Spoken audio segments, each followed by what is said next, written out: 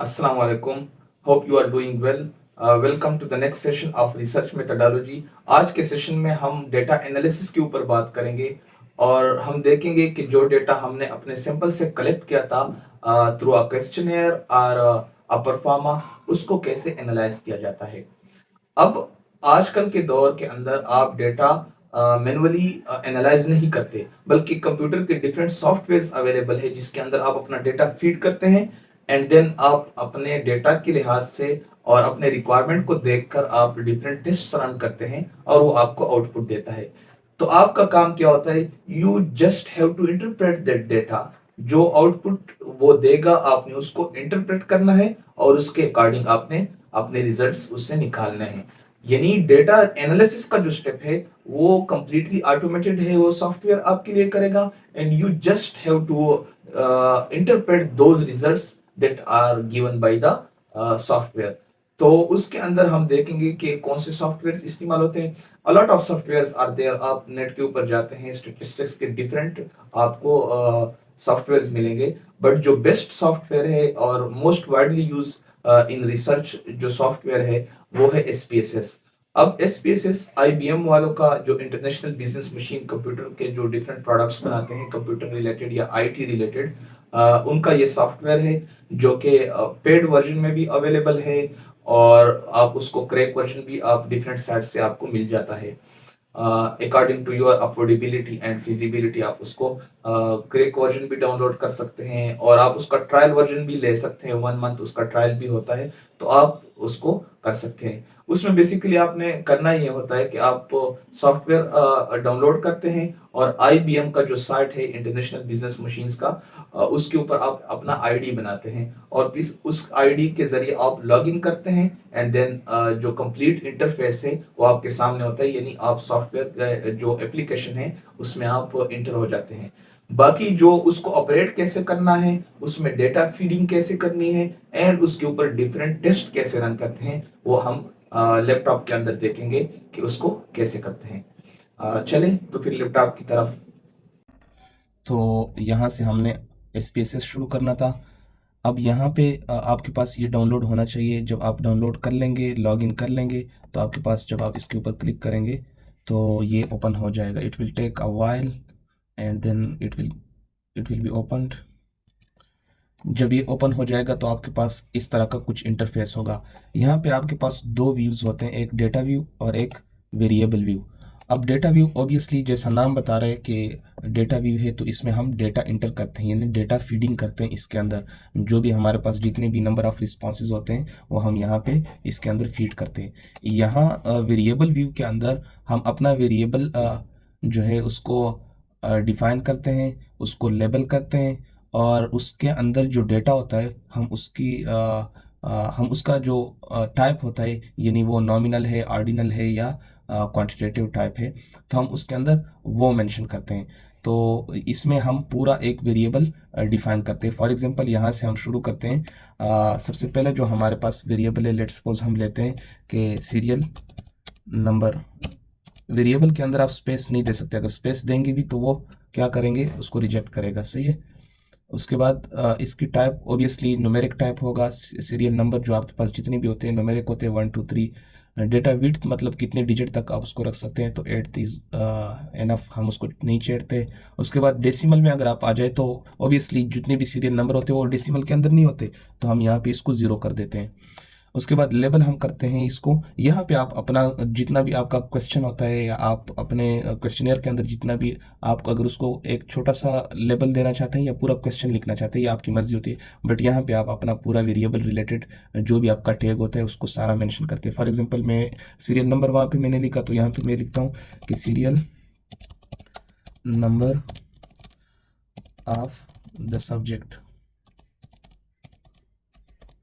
और यहाँ से फिर मैं वैल्यूज़ के अंदर जाता हूँ। तो वैल्यूज़ आप तब डिफाइन करते हैं जब आपके पास मल्टीपल उसके आंसर हो। फॉर एग्जांपल एक क्वेश्चन है मेरे पास कि आप मतलब do you agree with the या are you satisfied with the administration of your university, नीचे आता है।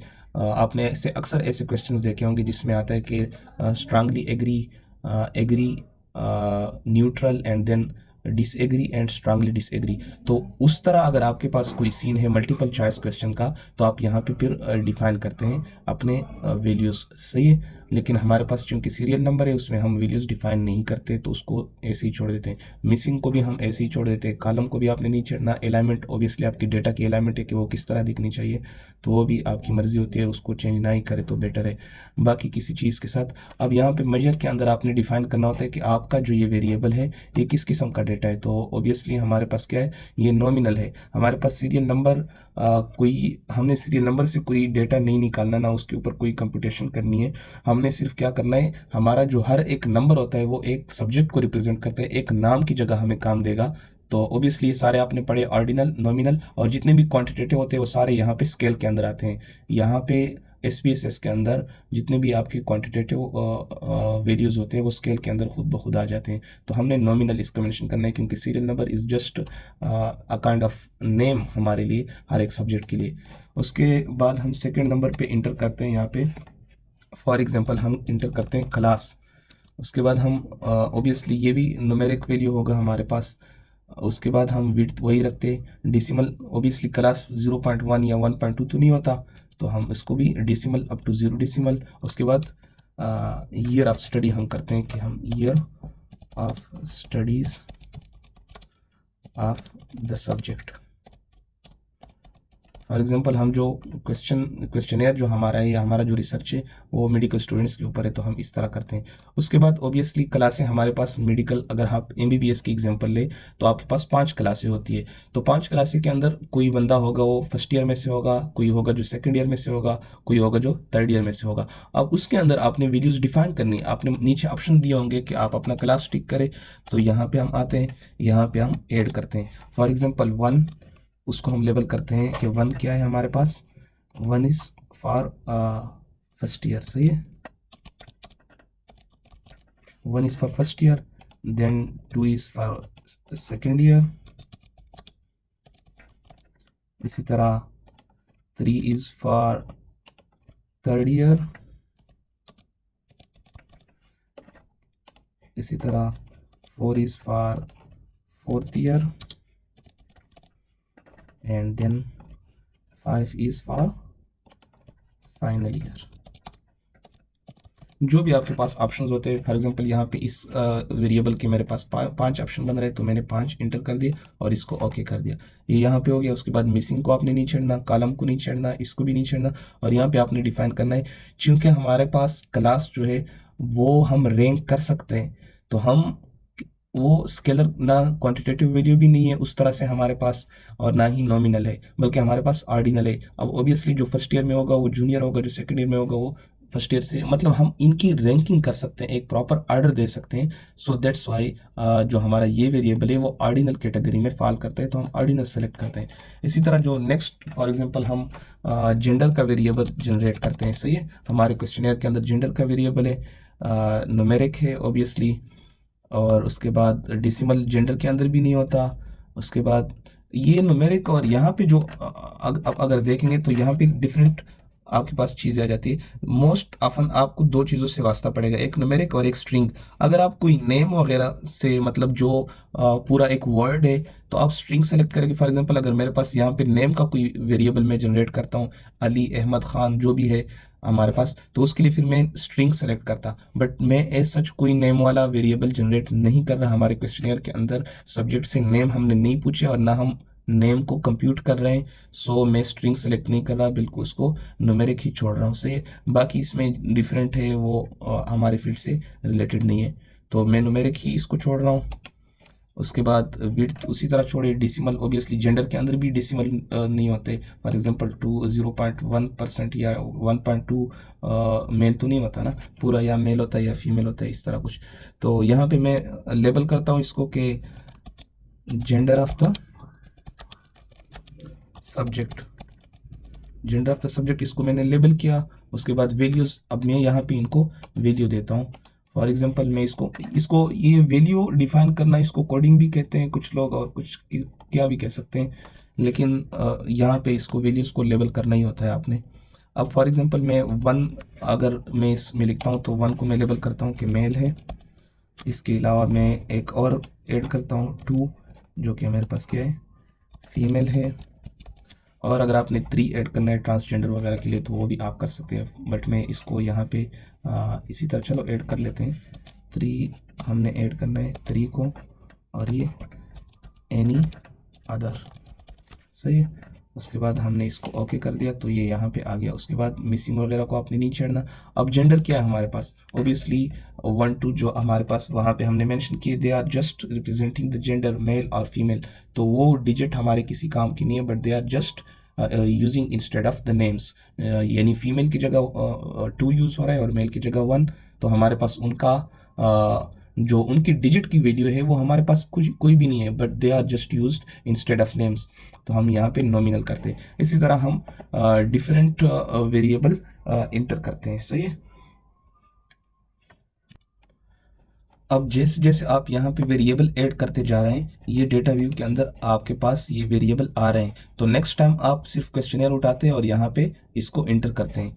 तो अभी यहाँ पे मैं पास करता हूँ और मैं सारे वैल्यूज़ ऐड करके, जितने भी 3 4 वेरिएबल ऐड करके, फिर आपको इस आगे इसको कंटिन्यू करता हूँ, क्योंकि इस तरह अगर मैं कंटिन्यू करता रहा तो इस पर काफ़ी सारा टाइम लगेगा और आप लोगों का टाइम वेस्ट होगा। अब यहाँ पे मैंने 6 वेरिएबल जनरेट किए, जो मैंने एक रेंडमली एक क्वेश्चनियर मैंने कंसीडर किया, जिसके अंदर मैंने जेंडर, एज और हाइपरटेंशन का एक वेरिएबल मैंने वहाँ पे इंक्लूड किया और एक हेडेक का। फिर ऑब्वियसली ये दोनों हमारे पास न्यूमेरिक टाइप थे। उसके बाद हमने इसको लेबल किया था कि क्या does the subject have hypertension या सफ़र फ्रॉम हाइपरटेंशन। इसको हेडेक को मैंने यहाँ पे लेबल किया कि मतलब does the subject suffer from headache after sleep, इस तरह कुछ। उसके बाद फिर हमने ऑब्वियसली ये हमारे पास क्या था, नॉमिनल स्केल था। 1 को मैंने यस यहाँ पे कंसिडर किया हुआ था और 2 को नो कंसिडर किया हुआ था, सही है।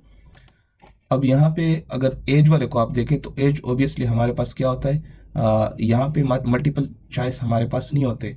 तो हर बंदे का एज डिफरेंट होता है, किसी का 19 होगा, किसी का 20 23, ऑब्वियसली 25 30, जितना भी होता है। तो वो हमने मेंशन नहीं किया कि कौन कौन से वैल्यूज़ हैं हमारे पास।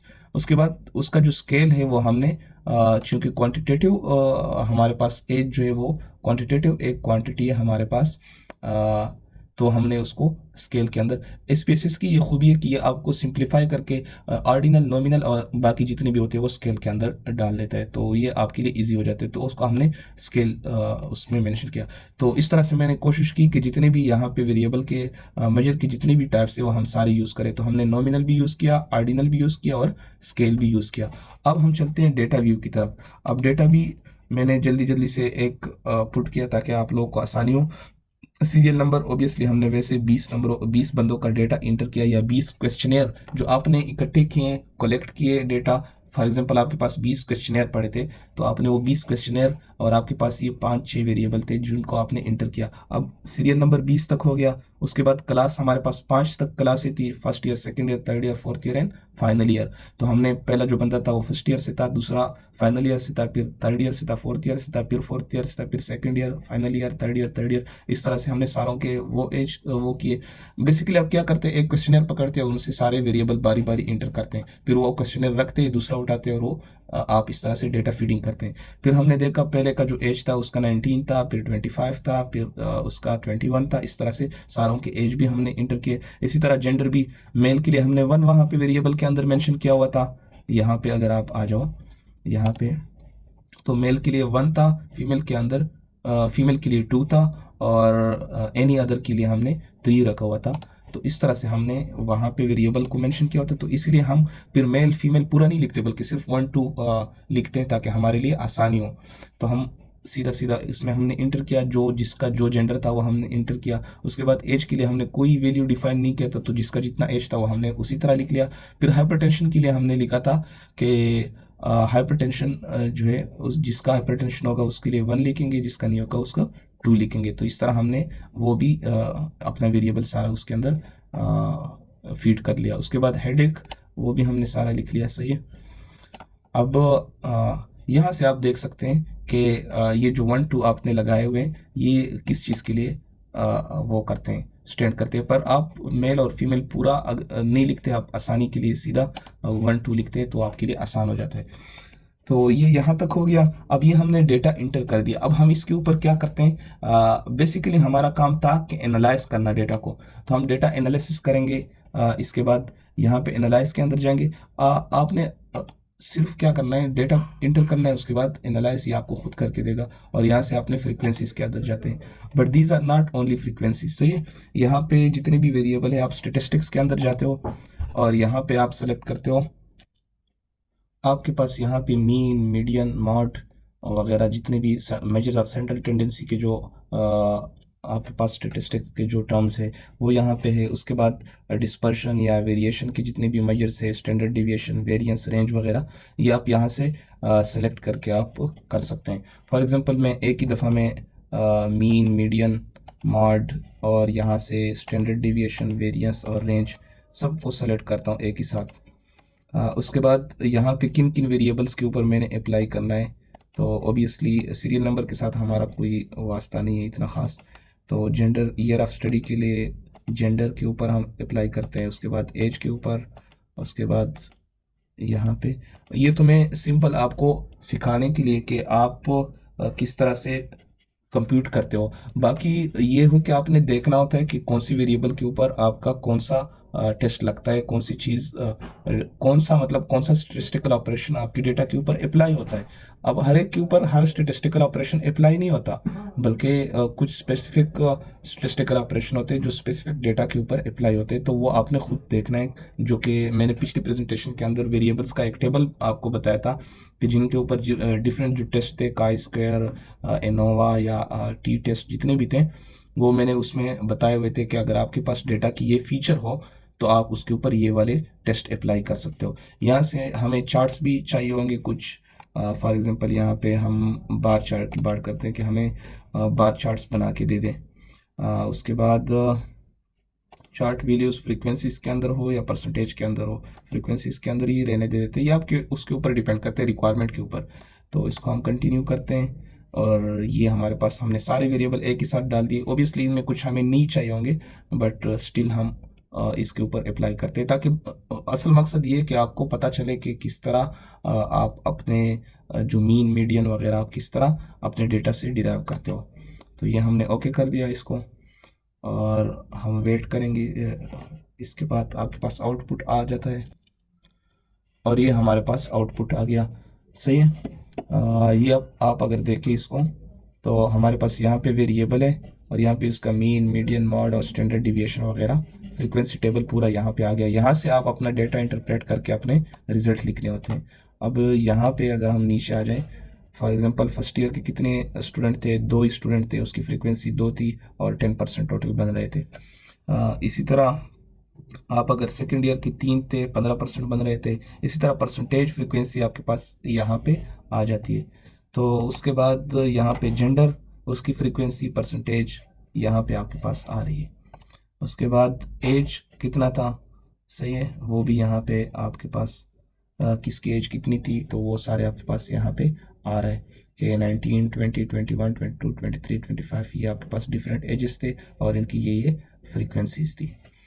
उसके बाद हमारा जो एक्चुअल क्लिनिकल क्वेश्चन था कि हमारे पास सब्जेक्ट जो है वो हाइपरटेंशन से सफ़र कर रहा है या नहीं, तो उसमें 9 यानी 45% जो हमारे पास सब्जेक्ट्स थे वो हाइपरटेंसिव थे और बाकी जो 55% थे वो नॉन हाइपरटेंसिव थे। इसी तरह हमारा जो नेक्स्ट वेरिएबल था वो था कि does the subject suffer from headache after sleep during day time, तो उसमें भी जो हमारे पास 55% पेशेंट थे उनको हेडेक रहता था आफ्टर डे टाइम स्लीप, और जो 45% थे उनको हेडेक नहीं रहता था। तो इस तरह से हमारे पास कुछ स्टेटिस्टिक्स आ जाते हैं यहाँ से आपको। और यहाँ से आपको चार्ट्स, अगर आपको डिफरेंट चार्ट्स चाहिए, अब हमारे पास यहाँ से क्लियरली शो हो रहा है कि हमारे पास मैक्सिमम स्टूडेंट 3rd ईयर से थे। उसके अलावा अब ये हर एक वेरिएबल का आपको मेल और फीमेल, यानी आपके पास फीमेल ज़्यादा थे, मेल कम थे, तो वो आपको ग्राफिकल प्रेजेंटेशन आपको दे देता है चार्ट का या इस तरह कुछ। तो ये आपके पास इस तरह से आउटपुट आ जाता है। इसी तरह यहाँ से आपको जो भी वेरिएबल का आपने, अगर फॉर एग्जांपल एज रेंज हमारे पास किया था तो वो 6 आ रहा है हमारे पास। इसी तरह ईयर का एज किया था वो हमारे पास 4 आ रहा है। Obviously first year to final year 5 होता है, तो रेंज का अगर आपको पता हो कि रेंज क्या था, हमारे पास रेंज था कि मैक्सिमम जो आपके पास वैल्यू होती है और मिनिमम, उन दोनों का जो डिफरेंस होता है वो आपके पास रेंज होता है। इसी तरह स्टैंडर्ड डिविएशन वगैरह ये आपके पास सारे यहाँ पे आए हुए। आप इन चीज़ों को यहाँ से सिंपली कॉपी भी कर सकते हैं। और फॉर एग्जांपल आप MS वर्ड खोलते हैं, यहाँ पे MS वर्ड खोल के यहाँ पे आप Ctrl+V करके ये पूरा टेबल आप एक ही साथ इंसर्ट भी कर सकते हो। सही, फिर इसको आप सेलेक्ट करके छोटा बड़ा करके, इसी तरह अगर आपको यहाँ पे फॉर एग्जांपल यहाँ पे मुझे ये बार चार्ट चाहिए, तो मैं यहाँ पे इसको Ctrl+C करके या कॉपी करके वर्ड के अंदर यहाँ पे पेस्ट कर सकता हूँ। तो ये आपके पास यहाँ पे इस तरह से आ जाता है। तो आप सीधा वहाँ से कॉपी करके यहाँ पे अपने आर्टिकल लिखते वक्त आप इसको यहाँ पे पेस्ट कर सकते हैं। तो ये डिफरेंट यहाँ पे, बट आपने इसमें एक चीज़ याद रखनी होती है कि आप जब क्लोज करते हो इसको, तो ये आपका डेटा लास्ट हो जाता है अगर आप इनको सेव नहीं करते। तो मैं सेव नहीं कर रहा, मुझे सेव करने की इसको ज़रूरत ही नहीं है। इसी तरह हमारे पास आपने अब अगर डिफरेंट टेस्ट रन करने, तो आप यहाँ से डिफरेंट टेस्ट भी रन कर सकते हो। जितने भी आपके पास डिफरेंट टेस्ट ऑफ सिग्निफिकेंस जितने भी थे आपके पास, वो आप यहाँ से रन कर सकते हो। यहाँ से chi-square टेस्ट और F टेस्ट, उसमें आप वेरिएबल सेलेक्ट करके उसको आप यहाँ से रन कर सकते हो। वो आपके पास उसी तरह आउटपुट के अंदर आपके पास टेबल बन के आएगा T टेस्ट, और जितने भी यहाँ पे डिफरेंट आपके रिलेवेंट जितने भी टेस्ट आपको अगर लगते हैं कि आपके डेटा के ऊपर अप्लाई हो रहा है, तो आप यहाँ से उनको सेलेक्ट करें और यहाँ पे वेरिएबल को रिक्रूट करके जो जो वेरिएबल आप इसमें डालना चाहते हो और जिनके ऊपर आप टेस्ट रन करना चाहते हो, तो आप टेस्ट रन करके उनको कंप्यूट कर सकते हो। तो ये था बेसिक। उसके बाद आप अगर फॉर एग्जांपल मैंने आज 20 फॉर्म ऐड किए और मैं मज़ीद ऐड नहीं कर सकता, तो मैं यहाँ से इसको सेव कर सकता हूँ। आप सेव कर ले। अब ये तो मेरे पास ऑलरेडी सेव्ड है, इस वजह से इसका कोई वो नहीं आ रहा। अगर आपके पास कोई न्यू आप खोलते हैं, यहाँ पे फॉर एग्जांपल मैं एक न्यू डेटाबेस खोलता हूँ और यहाँ पे मैं एक नेम या इस तरह कुछ 2-3 वेरिएबल बनाता हूँ। सही, तो फॉर एग्जांपल वेरिएबल बनाता हूँ और मैं फिर उसको सेव करता हूँ। ये वैसे मैंने एक एग्जांपल के तौर पे, तो वहाँ पे मैं नेम दे देता हूँ। फॉर एग्जांपल मैं यहाँ पे नेम दे देता हूँ YT टुडे। सही है, तो यहाँ पे मैं इसको सेव कर लेता हूँ। अब नेक्स्ट टाइम जब मैं आऊँगा तो मैं उसी से आगे शुरू करूँगा। तो मैं सिर्फ यहाँ पे ओपन करूँगा और ओपन इन न्यू विंडो, तो ये मेरे पास न्यू विंडो के अंदर ये ओपन हो जाएगा। ये इसका आउटपुट है। आउटपुट हमें नहीं चाहिए, हमें सिर्फ इनपुट चाहिए। तो ये हमारे पास वो चीज़ दोबारा ओपन हो जाएगी। तो हम क्या कर सकते हैं, इसको दोबारा से आगे कंटिन्यू कर सकते हैं। तो इस तरह से आप अपना जो वर्क है वो सेव भी कर सकते हो, क्योंकि ऑब्वियसली अगर आपके पास 1000 फॉर्म्स है तो आप सारा डेटा एक साथ तो इंटर नहीं कर सकते। आपको 3-4 दिन 5 दिन, हो सकता है महीना भी लग जाए, तो आप डिफरेंट डेटा इस तरह से इंटर करते हो। तो ये था बेसिक सा इंट्रो। ऑब्वियसली जितना आप इसको छेड़ेंगे उतना ही समझ आएगा। फर्स्ट टाइम में आपको कुछ भी इसमें समझ नहीं आएगा, लेकिन आपको जो बेसिक चीज़ें हैं वो मैंने बता दी है कि आपको जो पता होने चाहिए वो ये है कि आपने वेरिएबल कैसे उस बनाना है। आपको क्वेश्चनियर के अंदर जो भी क्वेश्चन होता है वो एक वेरिएबल को ट्रीट कर रहा होता है और आपने वो यहाँ पे इंटर करना होता है और वो इसके डिफरेंट कैरेक्टरिस्टिक्स आपने यहाँ पे ऐड करने होते हैं। उसके बाद फिर डेटा व्यू में आपके पास जितने भी वेरिएबल्स होते हैं आप सिर्फ डेटा पुट करते हो उसी तरह, और यहाँ से आपको पता चलता है कि आपके डेटा का मतलब क्या है। But it's not necessary obviously, क्योंकि आप पूरा फीमेल वगैरह लिखने की बजाय, इसीलिए तो हमने इसको आसान करने के लिए ही 1-2 लिखा था, ताकि हमें बार बार पूरे अल्फाज ना लिखने पड़े। तो ये बेसिक सा इंट्रो था। Hope you guys have got some info out of it. तो that's it. Thank you so much. Allah हाफिज़।